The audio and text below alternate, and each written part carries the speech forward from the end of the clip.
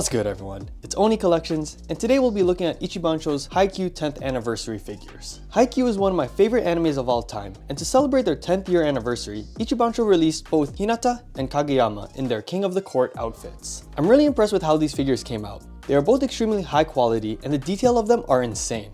From head to toe, they are accurate representations to their anime counterparts. Starting from the top, I just love the way how these crowns look. Both have their unique feel. Kageyama's having a cross and green gems, which add a nice touch of detail, while the way Hinata's crown fits around his well-crafted hair has its own kind of impressiveness. Their faces stay true to the anime's art style, given the extra lines around their eyes, although I feel the sculpt makes their expressions just a little flat.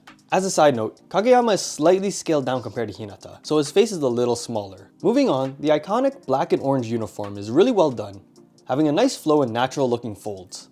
Other than some parts on the seams, the paint job is super clean, with everything being easily readable. The most impressive piece for both of them in my opinion are their mantles. The feathers around Hinata's neck is just eye-catching. Between all the textures from each individual feather and the tattered cape, it really brings out that grungy feeling of a crow. Kageyama's mantle, on the other hand, looks a lot cleaner and high quality, as the king's should be. They've added a nice texture for the fur along the edges, and just the sheer size of it and the way it drapes around his arm looks so good. Their hands and knees look realistic, Kageyama being given his knee pads instead. I do feel like their shoes are the weakest part of the figure, however. They are not bad by any means, being both colored and stylistically accurate, but in comparison to the rest of the figure, they are just less detailed and not as cleanly painted. Nonetheless, their bases do make up for that fact. Both figures have the same base. The color and the details along the brim add an extra level of pristine to these figures. Kageyama is having extra stands to fully support his mantle. The poses are a little simple, but they do fit their personalities, successfully conveying their enormous confidence in their ability, so I can't complain.